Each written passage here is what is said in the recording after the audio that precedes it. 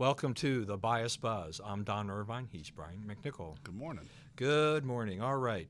Plenty of news, but we have to, as we continue to make podcasting great again, we have to talk about food. And this is National Macaroon Day. Yeah, so I was trying to figure out, some of those look pretty good, Yeah, right? they But do. some of them don't. Some like the driest cookies you see in your life are macaroons. So, I don't know. Yeah, Like some of not something that you or I are going to regularly eat, I think, Yeah, probably. but it is interesting. The history of it's interesting. Like the Jews, for instance, adopted macaroons early on, thousands of years ago, because it's unleavened bread. You could eat it, on the Passover. So it was like dessert for Passover. Okay, there's something new for yeah. me. See, I'm putting these out. You give me the history, and I learn something new every day. I can tell my wife, not really, but hey. All right. We're going to go ahead and begin. There's so much stuff. We're going to go ahead and begin with Kathy Griffin because, she is all over the news and is just unbelievable. Here's this woman who is a comedian. What is it? My Life on the D List, I think is her television program is or was. She does the New Year's Eve thing with Anderson Cooper. I've never been a big fan of hers, and I think Me either. I think she's losing a lot now. I think it was a costly mistake. I think they thought you could just keep being cute in this way and it would never come back on you. But I think it came back on her. She apologized at the end of it. And I think, it's like, when you're a kid, you apologize for getting caught. I'm sorry I got caught. I'm sorry I did it. I'm sorry I got caught. But, Democrats are not happy with her either. It sort of draws into, stark relief the ugliness of their attacks on Trump. If you keep doing it, you keep making wild, unfounded accusations, this is where this gets. Yeah, and this thing, it's look, we've seen some pretty vile things about politicians in the past, and I think there's a line to be drawn here, particularly with the president of the United States, no matter which party that president is from, is that you can only go so far when you're going to caricature, you're going to do these things. This definitely crosses the line. This is like an ISIS terrorist thing, holding a bloodied head, severed head like this. And it was done to mock the videos Right. of ISIS Right. severing people's heads. That's a level of disrespect. And it's not about Trump, right? It's about the presidency. It's about America.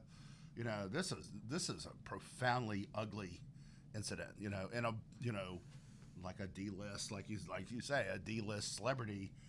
She gets her 15 minutes of fame, but it's like Lee Boyd Malvo is back in the news. Right. He's famous, but not in a good way. Not in a good way, Fame, right. not good for him. Right. So, Yeah, no, this is a very curious thing. As I said, not big fans of hers from the beginning. The whole idea that she was doing that New Year's Eve thing with Anderson Cooper. She likes to flash her boobs and all these stupid things. Anything she can do to gain attention. The apology, it was kind of weak. The one thing she didn't do, as far as I know, is that she didn't directly apologize to the president for Right. doing this, right? At all. She's she appealing. apologized to us for our reaction. Right, I'm right. sorry you're shocked. Well, yeah, we're shocked. You're right, and the reaction that's occurring from this is that CNN, they're now reevaluating this New Year's Eve deal to see whether or not this is something, is she now toxic? For this would be bad for them. The Secret Service is going to at least take a look at this, which I think they should. I think they should. This has kind of gone beyond the pale with that. And one of the ones I thought was really interesting was that Squatty Potty is removing all marketing materials related to Kathy Griffin. Yeah. Now, I don't really want to spend a lot of time talking about Squatty Potty. But but what's interesting about this is, so we just got over a big jihad against Bill O'Reilly. Guys drawing 4.3 million viewers a night, fired because of sexual harassment allegations. Okay, is this worse than that? It's at least as bad, right? I don't think you can argue that it's less bad to hold up a severed head of the president than mock ISIS decapitations, as what Bill Wright. And I'm not justifying his, right? But do we take her out? Does she get eliminated from public discourse the way he did? Does she lose her shows and her contacts and her place on the, celebrity sort of, extravaganza thing, because it's, it's interesting to see. Like, there's not a double standard, then some heavy sanctions need to come down against her. Right? Yeah, and and I don't know what endorsement deal she has. But like, for example, the commercial she did for Squatty Potty and things like that, it's just that when you're a company selling products to the public, this is not the type of thing you want to do. I mean, they pay you because you give the image that they want to present your popularity. But if you're going negative, if their popularity has fallen, then that's a problem for the company. All these things do relate. I mean, how much does it fall back on the company? So yeah, whatever endorsement deal she has, I would expect that she's going to lose a majority of those, if not all of them. Well, I mean, you would think, but Yeah. you don't know. But another interesting thing happened that's sort of tangentially related to this is these sleeping giants people had forced USAA, big auto insurer, served the military, set up to serve the military, based in San Antonio. It forced them to stop advertising on Hannity, right? So we're not, and so what happened was, usually the boycott energy comes from the left. If you don't do this, we're going to make everybody leave your business, okay? When they did it to USAA, all these military guys are like, wait, we won't buy from you, and we are your customer base if you back off of this. So they had to go back and put it back on. So maybe there's some momentum saying other side gets held to account finally. Yeah, well, and if that's the case, maybe that's silver lining in there somewhere. All right, well, I'll continue. We'll just kind of bounce around. Another thing that came out this morning was this whole Paris Climate Accord. So it looks like that the president is going to keep his promise, and he's going to back out of that thing, which we are going to be delighted about. But I said today, I was thinking today, it's like, this is how he's making environmentalists mad again. Right. Right. And good for him. That thing was not done correctly. If Obama wanted that to outlast him, he should have negotiated it as a treaty, no side deals, no secret agreements, and submitted it to the Senate. But the Senate, they had like a sense of the Senate vote, and it went down 95-0. So, we did not want this as a country. 95-0. Our senators, the guys, the cooling saucer guys, 95-0 against. So, we don't want it. We didn't want it. It doesn't do anything to help the environment. It strangles our economy, lets everyone else off the hook, and we cannot get out of it soon enough. Gee, though, but it seems to me I'm not quite seeing that in the liberal media. It's not presented that way. Why is that? That's what we're doing here. That's right. That's exactly right. right. We get the big bucks. That's right. That's exactly right. All right. We'll go back. We'll step back now, back to Memorial Day. President Trump went to Arlington and gave his first speech there as the president of Memorial Day. I thought did a very nice job. And one of the things I really liked about, he brought in, and he's honoring John Kelly's son who died in Afghanistan back in 2010, paying tribute to Bob Dole. As well, but a very nice tribute. And then the thing that's received a fair amount of attention is that he went and he met with some of the people that were visiting there, quite unexpectedly for that for this mother. I can't remember what was the kid's name, Jacobson or something like that. This little kid visiting his father's grave, all dressed up in a military dress, and everything from head to toe, shaking the president's hand. This was fabulous. Yeah, and. This meant something to Trump. You could tell when he was doing it. He could barely keep himself together, right? Right. It, like the awesomeness of the sacrifice. And I just juxtaposed it against, it looked like Obama had eaten some bad shrimp or something. When he would do it, it was like, okay, I'm doing it. I'm here. Don't count me absent since I'm present. But that was, it was... there's the reef. Can we leave yet? Yeah. And these are my people, and my gosh, look what they do for us. Yeah, I think that's one of the things about Trump that people do understand when they see him is that he does mean it. He's genuine. He really is genuine, and that sets him apart, particularly from President Obama. You don't read much of that one in the liberal media either. No. Their whole thing is how duplicitous he is, and they have tried the entire time he's been in public life to prove it, and they have no proof because he's not. Right, and here's a day where we're talking about and we're reflecting upon our fallen heroes, those that gave their lives so we could be here today, so this great nation can continue on. But still, on that day, there's all that pecking and attacks by the media. With all the other issues, they can't put anything aside right now. Their reaction to Trump, they're so anti-Trump, they so want to get him out of office. They can't even really let this day, this Memorial Day, go unfettered like that. You can't just, because the coverage of Obama, and this is why people don't realize like how much disdain he had for this, is it was very perfunctory. Obama laid the wreath. You'd see the 2 seconds of him going with the wreath, right? And then, gave a speech, and they would show one sentence from the speech, and then that's it. Okay, he did it. He checked the box. Okay, right. But this guy, like, what can we find to criticize him about? How can we shoehorn this into something critical of Trump? Right. Everything they cover, everything they do, it's unbelievable. All right, so we'll take a bigger step here. Now we're going to talk about Russia. Little Marsha Brady, or Brady Bunch thing in there, right? I've seen those memes. I think they were pretty funny, being from the Brady Bunch era, right?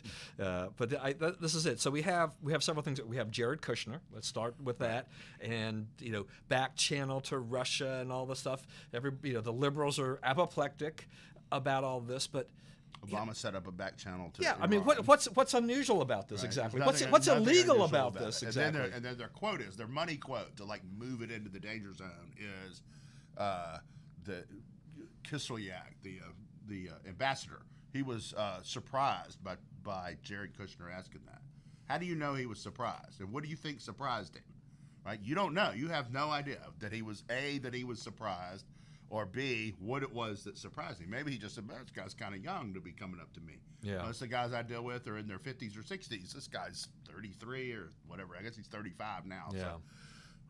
So who knows what he was surprised about, right? Right. If indeed he was surprised. But that's one of those things. They just make this up, that it's bad. Every administration does this, and they should, because, especially in the Russia context, because we're engaging Russia on multiple fronts around the world. Syria, Europe, Korea. There's a lot of, there's Russian troops mounted on the border, nearest North Korea.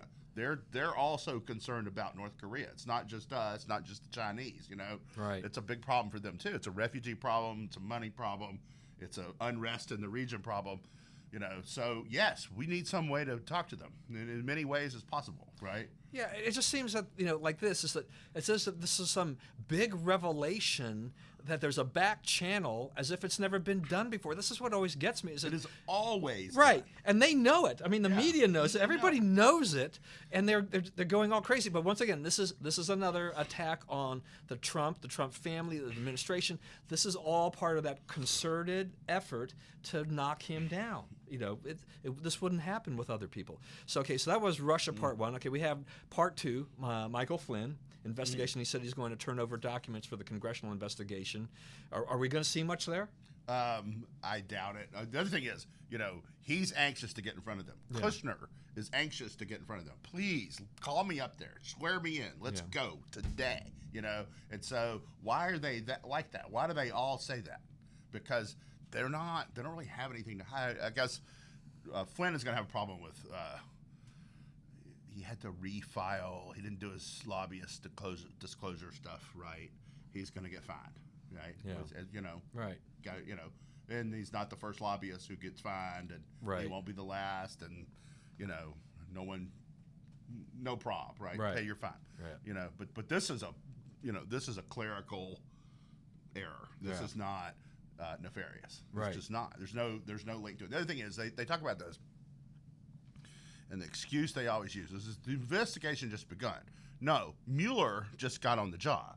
They've been investigating, according to Comey, since at least last July, and probably earlier. Brennan, it looks like it was probably in the spring. So, they've been whipping up stuff on this for more than a year now, and they have nothing. Okay, so what is their record when they have something? What do they do when they have evidence? Okay, is it possible that they have evidence gained through this year that we haven't seen? All right, so what did they do the last time they got evidence of something? They got that tape, right? The Right. Billy Bush tape. How long did it take them from having that tape to showing it to the world? 15 seconds, Yeah. 30 seconds, right? They're not holding, right? Especially, she said that a very interesting comment from Hillary Clinton this week, that she said at the end, the last week or so, they knew they were in trouble. They knew it was going to, she said, I thought we would gut it out, but I knew that we were in trouble. Okay. Well, if you knew you were in trouble and you had stuff that linked Trump to collusion with the Russians, why didn't you throw that card then, right? Because you didn't have that card to throw. There's Right. no other possible explanation. Exactly. All right. So that kind of leads into this next thing, which just popped up for me this morning, which was John Sununu being interviewed That by was Alison terrific. Camerata. Now, Alison Camerata used to be with Fox News, and she left, and she's now on the New Day, the morning program for CNN. That was one of the best things I've seen. I mean, I've always kind of liked Sununu. I mean, he's kind of tough, but boy, he threw that right back in her face. I mean, do you think there's collusion? Well, she had no evidence of collusion. She admitted that. Right. She says, well, we're at the beginning of this investigation. Right. No, Nonsense. the investigation's going back 7 months, or at least to the inauguration. This is not new. I mean, this is not the beginning. I mean, he really pinned her ears on this. Yeah, this was did. unbelievable. And she's a poor interviewer. She's It was obviously- terrible. It was terrible. And she loses control of interviews all the time, and she comes at it with a bias. And if you can stick back at her thesis, right, then you've got her, and she has no second level. If you haven't out there, if you have not seen this, you have got to see this. This was unbelievable. This was great television. Post it. You're gonna post it, right? Yeah, I'm going to post it. It'll be posted sometime this morning, actually, maybe even right after the show. So it'll go up. But it's just amazing when you look at this and you watch this thing, because she admitted she couldn't say that there was really collusion, and she goes into the investigation thing, and his line about, so when I'm proven right, when are you going to eat crow? Right. Great line. Yeah. What I thought was a better line, and I think I thought this because we have talked about this on this show, is, we talked about this 2 or 3 weeks ago. Explain to me, go to any Democrat and say, explain to me the crime you think he committed. Just allocute, make one up. You don't even need evidence. Just tell me, what do you think they're going to find at the end of this rainbow? We're investigating every little thing. What will this result in? And you can say, if you say the Russians are meddling in our elections and we have to stop it. The Russians are meddling in our public life, right? We've spent, from January till almost June now, arguing over things that did not happen, right? Shadows in the night, right? Because, that's what they do. They've now got us chasing misinformation, both sides around the tree, like dogs chasing their tail, right? Yeah. Yeah, no, it's just, and right at the end, too, right at the end of that interview, Camerata's really struggling to try to sum it all up and kind of draw this in. And she says, so you're saying that this whole Russian investigation is silly? And he comes back with this line. He says, no. He says, I'm saying this is an attempt it's a political attack by people who ran a very poor Democratic campaign for president, in essence. Yeah. Once again, goes right to that point about, you talk about she's a poor interviewer. My thing is like, boy, if CNN wants to, they want to go and they want to go after the president, they want to pin him down on the Russia thing. You don't bring John Sununu on, and you don't have, at least not to be interviewed by Alison Camerata. Right. That was. You picked that fight, and you sent out your weakest person right. to do it. I don't know. I did think in the back of my mind for Camerata is that maybe she was wishing she was back on Fox News, where the interviews are a lot friendlier, right, and you tend to look better. Right. That's right. So she looked biased, and then she looked beaten. Yes. Yeah. She looked shrill, and then she looked beaten. She was trying to dig her way out of the holes that Sununu had put her. She dug those holes, but Sununu he was so smart and so good about pinning her back. As she tried to change direction, it was still bad. Right. It just didn't go anywhere. That was very poor journalism, I guess we'd say that. So, and then the last part of this is just what I thought was funny. So Putin met with Macron. And Macron came out and he blasted RT and Sputnik for propaganda, and I thought, right in front of him. Yeah. I mean, well, how great is that? Yeah. And I want to say, for accuracy in media, a little chance to toot our own horn here, because R. Cliff Kincaid has been talking about RT for years, ever really since they launched, and warned people about this propaganda network out here. And it only seems that some people are now coming to the realization that it is. Yeah, and it's, they were clever about how they did it. They hired, Dave Marish, right, who was Right. a Washington TV anchor. They hired Thom Hartman, Yeah. right, radio host. I mean, everyone knows who he is. Famous for the opening with the gotcha question. Right. I was on there one time, and there was something they were doing in the D.C. council, and the mayor wanted to do one thing, and the council wanted to do something else. And he said, the council voted against it. So, Brian McNichol, what do you have against democracy? Yeah. Well, oh yeah. the mayor got elected too. Yeah. Right? They both Yeah. they all won elections. So it's not about democracy, but That's how he operates. And that's how the liberals, the left, changes things. When they switch things around to put you in that gotcha situation. But it's he's a mainstream liberal talk radio guy. Yeah. He's not a flake. He's Right. not a hardline Siberian communist. Yeah. So they made themselves acceptable. They did a good job of getting in here and getting a voice and buying some credibility. Well, and I think this is a little bit like what Al Jazeera tried to do. Is Yeah. that the same thing? Is that they went, when they formed, Al Jazeera America, is that they went out and they looked and they hired the former anchors from CNN and things like people. They had marriage too. Yeah, right. Yeah. So they had all these people there. So they had people who had credibility to some degree, not necessarily with me per se, but at least Known they were known quantities, exactly. And that's what you have to do. I mean, that is actually the smart way to do it. It didn't work out for Al Jazeera in the long run, but RT, they're probably not going to run into the same problems, I guess. Right. In that sense. All right. So we still have terrorism issues out there. We had the bombing this morning in Kabul. What was it? Over 80 killed, 350 injured was the rough count. And this is supposed to be in a secure area. Yeah, which I was, I have friends over there. And, one of the guys, he was leaving the next day. We were talking, and I'm like, don't you worry about getting killed? I mean, aren't you in constant? How do you sleep? Right. And he's like, well, where we are is safe. And I'm like, what do you mean safe? And he's like, steel reinforced walls, force protection. People around it protecting it and so forth. He's a State Department person, Yeah. so he's in some kind of diplomatic thing. But it's not safe. There's no safe place in Afghanistan. And these are people who've been fighting these types of wars, where it's more treachery than battlefield glory and so forth, for thousands of years. You're not going to beat them at that game. That's their game. Sneak up on you, get you before you know what's going on. Right, and I think that's a great point, is that they may declare these areas safe. They can do everything they want to, but, terrorists, people who want to get you, they're going to find a way.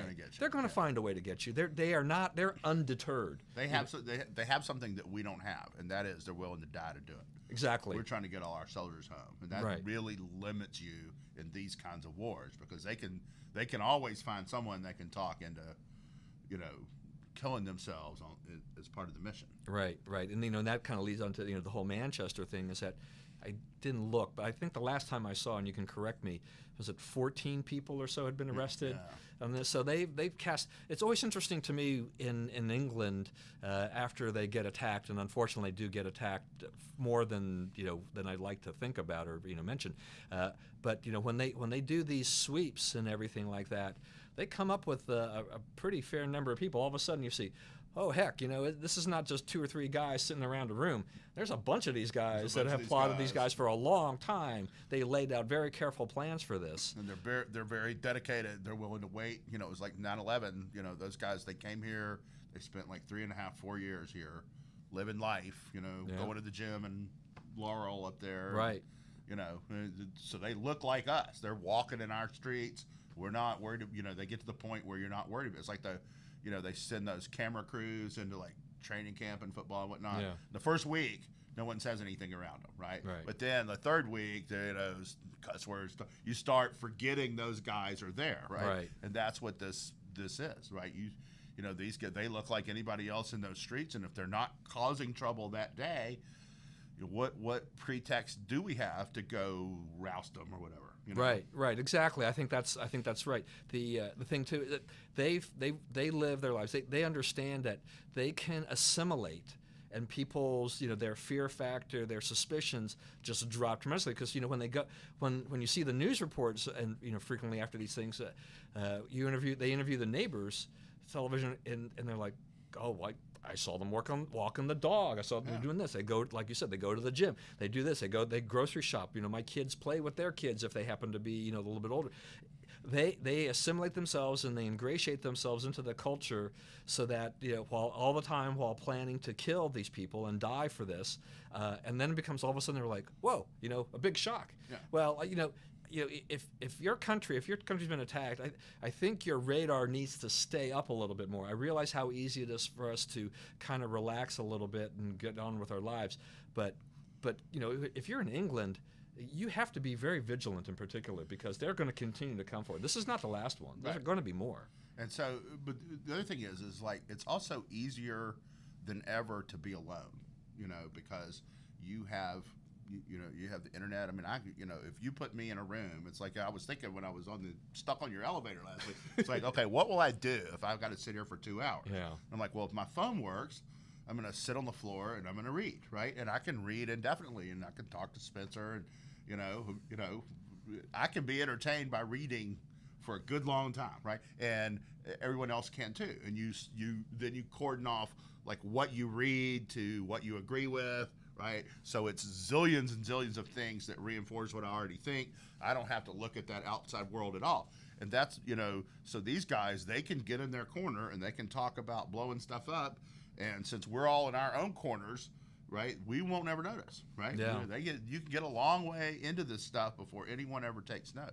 All right. So now, after you said that just reminds me of this story, which I'm going to have to say on the stuck on the elevator thing. So years ago, when we were in our old office building, we had a guy who got stuck on an elevator, one of our office workers, and it was stuck between floors, and I think there was a gap about maybe this big. So and they couldn't get anything done, and so he obviously not enough for this guy to get through or anything like that.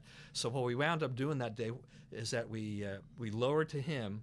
We could see him down. We lowered to him a folding chair. So he set up a folding chair, and we gave him his yellow notepad. He was big on yellow notepad, and he spent an hour or two sitting in the elevator, just writing things and just working like that. But yeah, I mean, it would almost be the same as I was saying, if he'd had this phone, and we're more internet oriented now than we were even years ago. Yeah, I could see the guy. He would have been on his phone. He would say, "Hey, send me down my computer, and we'll figure something out. I can maybe work on some documents." Yeah, people can do that. There are so many, what I'll say, loners in this country, in this world now. Yeah. People don't pay attention to them. Right. And you don't have to. They have people paying attention to them electronically. Right. It's the same thing as like the pedophiles, right? Yeah. But before, one reason that's a bigger problem now, and even they say, you're safer now than you were 20 years ago, or whatever, from it. And a lot of it is personal, people and so forth.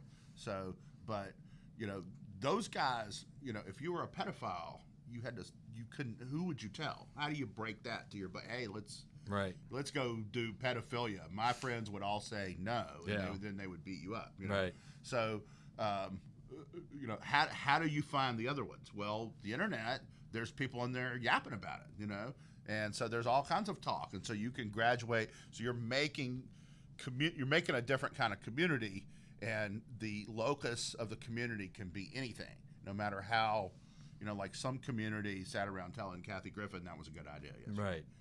Yeah, and that goes, when you talk about those things, it's not just the online chat rooms that exist for all these purposes, but it's also now the encrypted channels that are existing, that are like kind of the Snapchat and the all these other things of social media, where they've now encrypted this, where these cells can communicate with each other, and nobody knows it because they can't see it. Permanent record. You can't do it. So there's we have.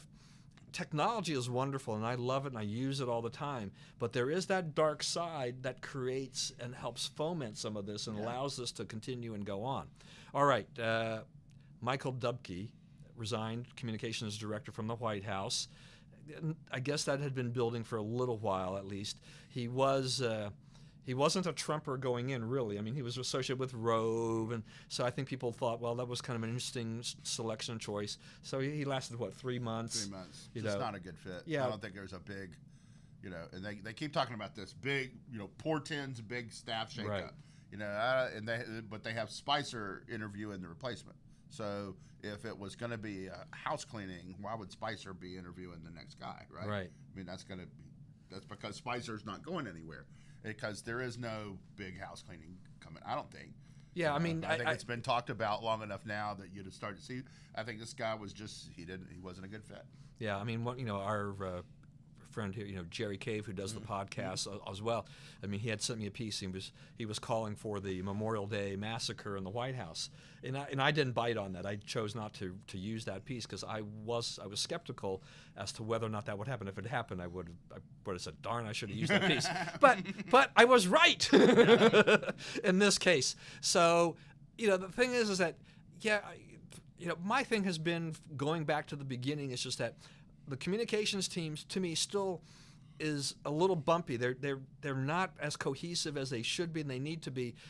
That's why they're subject to all this criticism. I think good people, Spicer and Kellyanne Conway and all the people who talk, but they don't always talk. They don't always on message all the time.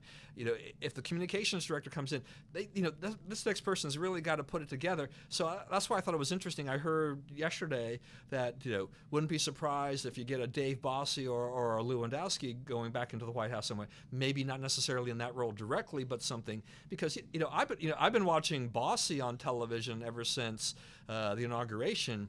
And I know Dave personally, but he has been very strong, very focused, and to me, and this is not a personal friendship type of thing, to me, they need a guy like that in there. A little focus, but Yeah. I cannot the Obama press office.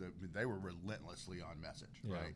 Don't think that was a positive, right? So there's somewhere between here and there. Yeah, okay, the sweet spot. I'll buy that. I mean, And I think you get an honesty Yeah. and a transparency and like a real look at the emotions that are going on that you wouldn't get if it was managed. Yeah, I just worry about because the press is waiting for every word. Right. They're hinging on every word. That if they don't at least try on the major issues, at least have a cohesive message, that's where they open themselves up to, because then it looks like because then the media's trying. What to me is the media then will try to split the two. Say right. Kellyanne versus Sean. I mean, I think they're definitely trying to divide and conquer in that way. Right, and they try to split Bannon and Kushner. Right, and that. So I think that's part of their overall strategy for that. Other things coming up here too. And there's the Portland attacks. Now, so the president. So there was this vicious attack in Portland, and the president got criticized by others for not commenting on this immediately, which I think is another ridiculous thing. It's like because if he comments quickly, and we find out, okay, this, the guy who we thought was the bad guy was the good guy. You idiot! How could you talk about it without knowing what was going on? Yeah. So waited appropriate amount of time, then gave a quite appropriate. Even the Post this morning was like, Trump's comments were welcome in the unsigned editorial. Yeah. So I always love unsigned editorials. It tells you something. Yeah. Well, it's a statement of the paper. Yeah. And, I get that, but the fact that they're like, yes, the statement worked.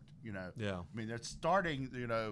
The hysteria is breaking down. It's seen as what it is, which is counterproductive, and you're starting to see cracks in that now. Yeah, but this still and it goes back also. There's that narrative for the press that this is all tied to Trump. This is Trump hatred. This is Trump hatred. Trump inspired this right. guy. No, he did not. Yeah, and once again, when you hear that, it's like I'm not sure we'll ever stop hearing that over this next 4 years. Is that the media isn't they're not going to let go. Even no matter how badly they lose, they're not going to let go. Right. And the bigot charge doesn't stick. No, you can't. No, absolutely. This guy spent his whole life on construction sites, so he may not be of them, but he understands them. Right. Okay, so I don't even know who this outfit is, and maybe you do, the circa.com thing with this whole Obama spying. Bring me up to speed a little bit on this. So, yeah, they've done some pretty good reporting out of nowhere. Who are they? Do you know who they are? They are. It's a new thing. They're raising some money and doing some. They got some good people doing the reporting. The reporting is sound, and what they have discovered is, they did a FOIA request, though, right? Right. But what they've come up with is Obama was spying on everybody. I mean, going back to, not long after he took office, let's see, did I bring my list? I may have brought my list of all the people it says he was spying on. That's the wrong side. Did I bring my list? You knew you brought your list. Kucinich, Bibi Netanyahu, IRS targeting, the AP, all of the AP. So, which the AP we think of as a liberal organization now, but it's one thing to say Joe Reporter at AP is leaking secrets or whatever. So we're going to look at Joe Reporter. But he's taking everybody. But to say all of AP is that's against the Fourth Amendment, right? Yeah. You got to be specific about who you're looking at and what for what. James Rosen, obviously they bugged him, bugged his parents, right? Minimization, right? Fast and Furious. They bugged the Senate Intelligence Committee. They bugged Dianne Feinstein, right? Remember that? Yeah. Flynn, Carter Page, Susan Rice unmasking, and sharing among the agencies. At the end of it, they said, any intelligence you have, share with every other agency, which they had kept it siloed so that, to isolate leakers, to keep the information secret. So now it's like, if you know something, tell everyone in every agency so that someone will leak it. So everything we know against them will get out. Yeah, it is. That was. And that is in keeping with Operation Choke Point, right? Where he, like businesses like payday loans, nail shops where you get your nails done, Patties and Manny's. Yeah. And he doesn't like those. So like they just told their bank, either you cut these guys off, or our regulators are going to give your books a dusting that they will not withstand. Oh, okay. I mean, that's thuggery, and that is like Chicago Ward Heeler thuggery, and that is the way he ran his whole White House. And I hope that we get to a point where you get a mountain of this stuff and you can put him in jail, because this is a reprehensible man. The more we find out about him, the worse it is. All right, so Brian is saying, lock him up too. Lock him up too. Lock her up and lock him up. All right, Hillary gave a couple things here. She gave a commencement speech at Wellesley, her alma mater, and at the same time, roughly an interview that she did with New York Magazine came out. The commencement speech, I don't remember. She didn't mention Trump by name, right? She just referred to lies, corruption, administration. I mean, she went around that without naming names, but we knew exactly where she was going and talking about all these things. But I'm like, is this pot kettle black type of a thing, or what is going on here? It was alarming. So the New York interviews, long story. The Wellesley speech, not as long, but but read through all that. Okay, it's amazing, like how much she blames being a woman for losing. Oh yeah. And that was her biggest advantage. Right. That didn't cost her votes. That probably got her 30 or 40% of her votes. Yeah, well, that's an interesting thing. I mean, if she wasn't a woman, I mean, had that not been the case, I mean, she won the popular vote, but would she have won the popular vote if she'd been a man? If this had been a man, man versus man? I don't think. No, there were definitely a lot of women who just said give a woman a chance. Yeah, something absolutely. Like 40% of her voters. Absolutely. Like, just give a woman a chance. Oh yeah. I mean, and to say, we were just held back because we're women and women are not expected to speak truth to power. It's like nonsense. What are you talking about? And as we've talked about, I mean, we go back to where she had the interview with Christiane Amanpour, and it was misogyny. So it goes to that point. So this one is like, well, I accept blame, but it's also Schadenfreude, which is just people who want to pounce on other people's misery, but also referring at the same point in time to the fact that she was a woman. I mean, it still goes back to I'm a woman. That's why I lost. I was held back. I was held back. I couldn't say what I needed to say. Yeah. He could attack me in ways that he could. Actually, no. I mean, you were insulated. You were inoculated from some attacks because you're a woman. Yeah, because if he had attacked her, they would have said, "Oh, you can't attack her. She's a woman." That's exactly right. You're bullying her because she's a woman. So that was what Trump faced. There was already a tricky task in that sense, because you're facing when you face a woman candidate, female candidate, that does become a little tricky on that basis. She says in there, there was a debate where he was kind of like walking around when they were allowed to walk around Yeah. And she was like, he's stalking me. And I thought that, I thought I should turn and say, what are you doing? Get out of my space, right? She goes, but then like all the bad things would happen to me because I'm a woman. No, you probably win the election if you show some spine on some issue somewhere, sometime, right? Right. That could have been devastating. Right. Right. But and the other thing about it is, the New York story is like it carefully documents like all that went into programming her. Okay. Do you think Trump had any meetings about how to program him? No. No. He knew what he wanted to do. There's no way you can control him. Well, right. But there's if something beats nothing. If he have an idea, then if you have an idea of what you want to be, okay, and the other one's getting handled and they're plugging the idea, they're meeting in a room and developing the idea, you're not going to win. Yeah. All right. Well, let's move on to the Healthcare Act and the budget. So the CBO scored. I think they released that the day we did the last podcast.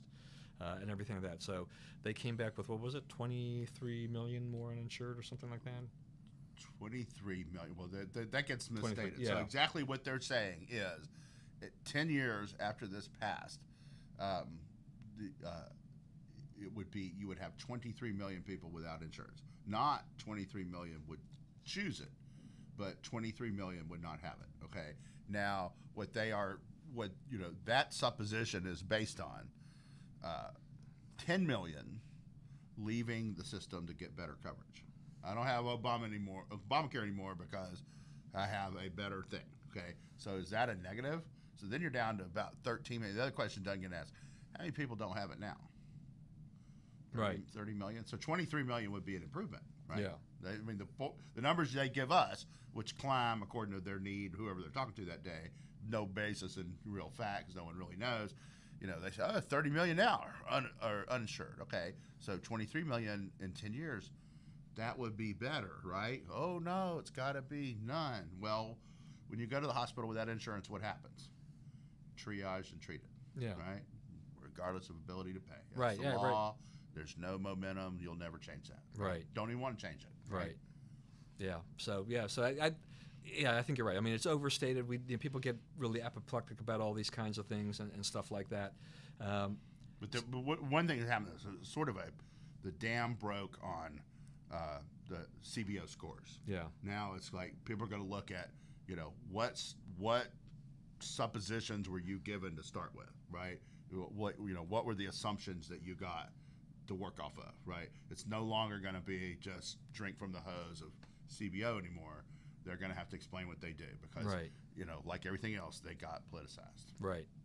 Okay. I should have stuck this with the other commencement stuff, but Sally Yates spoke at Harvard Law, and as you had pointed out, before about is that she's made a name for herself. I mean, just her involvement in this Obama holdover, gets to make a name for herself because she was there, and the whole Justice Department thing with the with the travel bans, all these other things that are going on there.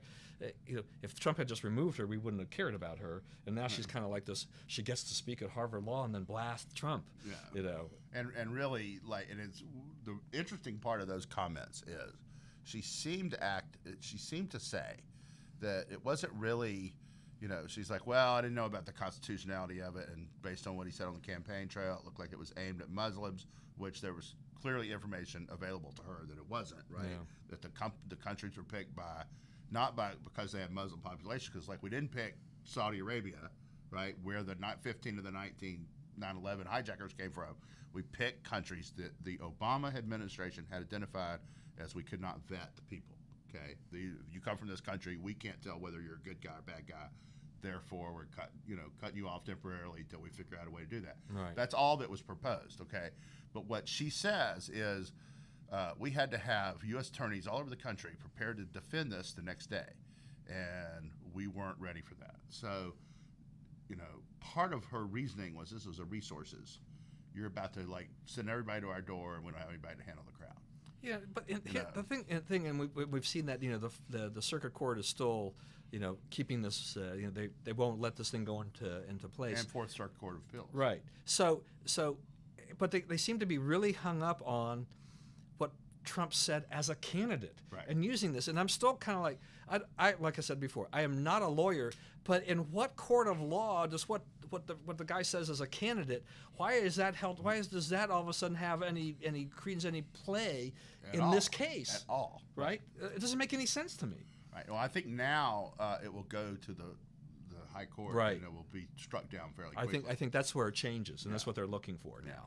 All right. I know you want to talk about this before, so I'm going to turn this one over to you, Seth Rich. So Seth Rich was murdered.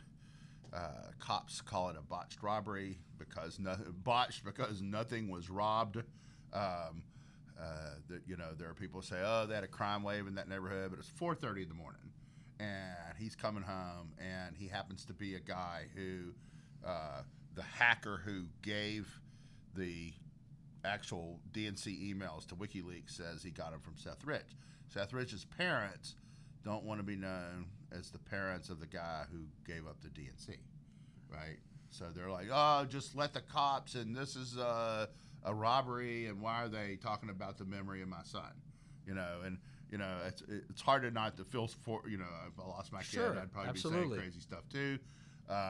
But the fact is, we need to get to the bottom of this, because it is not unreasonable at all that the arc of events being sketched here bear some truth, right? Right. Yeah, so I'm going to ask you this though too. On the Seth Rich thing is that so Sean Hannity kind of went full in for this. He backed off and went on kind of a little break here over Memorial Day weekend. I guess he's coming back tonight or tomorrow. Maybe was he back last night? I don't even know. So as this so Fox kind of backed off on this. I mean, what's your take on that? Was it did they push it a little bit too far at that point, or is Fox they caved a little bit? Well, I think that they don't want to get out over their skis. They don't want to be accused of what the other side is accused of, which is making up news out of whole cloth, and so their interest is in making sure that they have the facts to support it. And I think everything that can be said, given present evidence, has been said. Yeah. So I think in the long run, I mean, just that when they can get more of that evidence and things like that, Sean will be back with that kind of stuff. I mean, Tom Fenton's FOIA and all this stuff too. He's going to make the DC cops give up what they have. Yeah, and the left has been trying to use this as a way to bounce Hannity from the Fox. That's the next target. Is they see that they're getting scalps, as such, and they're trying to get that done. So that was interesting. All right, so we talked about this before, but the Montana special election. Now that's occurred. Body slammer wins. Body slammer wins. Yeah, New campaign strategy. Yeah, Night before, beat up a reporter. Yeah, that worked. It didn't hurt them. I mean, part of that I think too is that a lot of the people had voted already. They had voted or they had voted early, so that takes away. Hoisted on their early voting petard. I love that aspect of it. Yeah, wasn't that great? And it's the thing. It's still a little bit murky about exactly. There's no on-camera evidence of this happening. It's just it's an audio tape, and it seems that even Alicia Cuno kind of walked that back a little bit about what happened there. Yeah. So it seemed that some of the things got a little bit fuzzy as time went along on that whole story. But I don't know if you saw the story about this too. Is that the glasses that were broken are going to the museum? They're going to live on in infamy. Look, I'm telling you what, have you ever been there? Yeah. The museum? Yeah. I refuse to walk in that place. I worked for Gannett, and I watched Gannett destroy the American newspaper industry, and I cannot give those people a dime.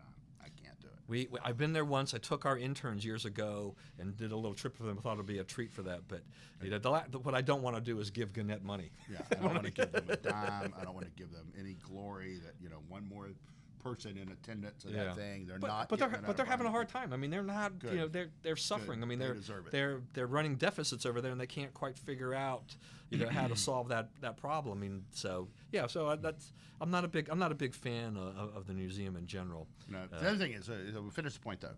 70% of the people had voted before this happened. This is why.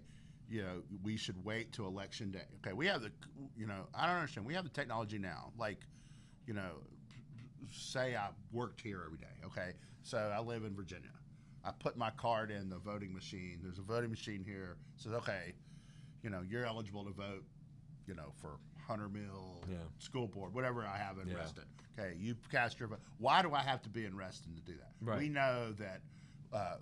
We know we have the technology to do that. We do that all. We go around buying McDonald's all up and down the East Coast, right, or whatever, right? You can order stuff on your app. You don't Yeah. have to be actually there. You can Yeah. just be relatively close by, but you can order stuff online. So solve the voting on voting day problem, and we vote on voting on election day. It is not election week. It is not election month. It is not election season. It is election day. Right. Okay, and that's why you don't get this, because you would not have voted. You would say, hey, this guy's going to body slam journalists. I might vote for his opponent. Right. And there's a lot of things that happen, within days of an election. Some good, some bad, that type of thing.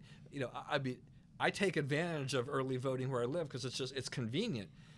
But I'm not a big fan of it because of what you say. It is election day. I mean, I grew up, when I was eligible to vote and got the chance to vote, I went there on election day, and I think that made it something special.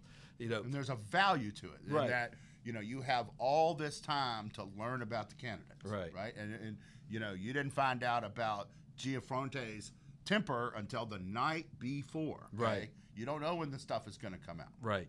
All right, middle schoolers snub Paul Ryan.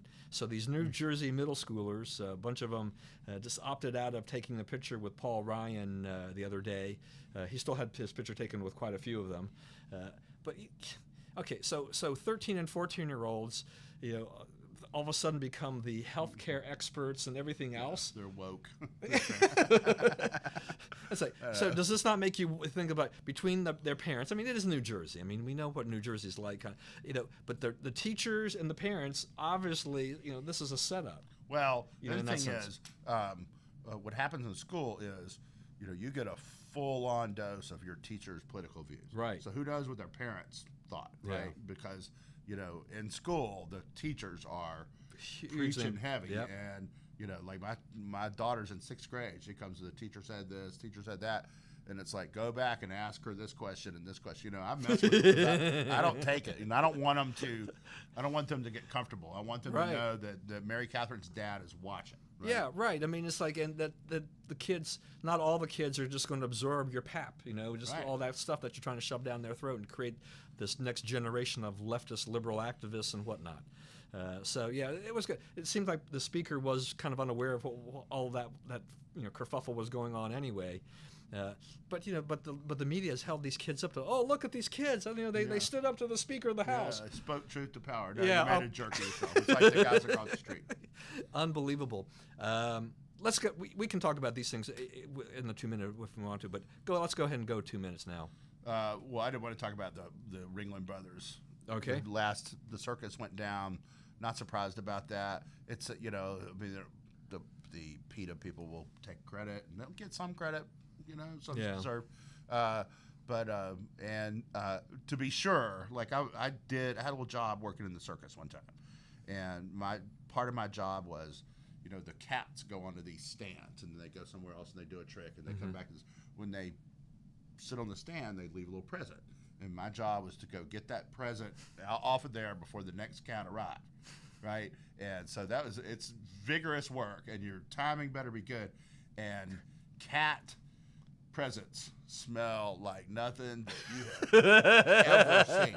But the thing I remember is the guy was he had a bullwhip, and he a lot of times he could get him to do what he wanted just by cracking the whip. He didn't have to actually hit him, but he had no compunction about hitting him. And so I always thought, okay, when I hear this stuff about the circus, it's like, the people who do, you have to be tough with the cats, right? And so the people were tough with the cats, and it's like, do we need this? I mean, I thought it did a good job of like getting kids, like my kids, the only time they've ever seen a tiger in their life is when we go to LSU, right, and see the big tiger and Right. the LSU Mike the Tiger. And, so like, how do you, if you want us to spend money to save those animals and so forth, you probably set that back some because people don't know what you're talking about. They've never seen one. Yeah. No, I'm glad you said that what you did there, though, because I was going to come back and said, yeah, I bet you were the guy scooping up after the elephants, but I was relatively close. I did that one too. The elephants, they eat grass and stuff, so it's not as bad. Yeah. But those big cats, it's raw meat, and man, wow, it will back you. I'm not sure this is something I wanted to learn today. We just had a wild show. Tell me about it. Information. All right, so I'm just going to end with what I thought was a most interesting brawl the other night between Bryce Harper and Hunter Strickland. I wish Harper's helmet had actually had more of a straight-on type of a shot there, but hey. They landed some punches, and there's a 4-game suspension, a 6-game suspension. They're going to appeal that, obviously, and everything like that. But baseball's so different. Everybody comes out there. Hockey's to me is like that's where they really like throw more punches. But it was interesting to see who didn't participate. The key to that was the catcher let him go. Yeah. He made no attempt to protect the pitcher. Right. All right, we're out of time. So thanks for joining us today. We'll join us next week for another edition of the Bias Buzz podcast.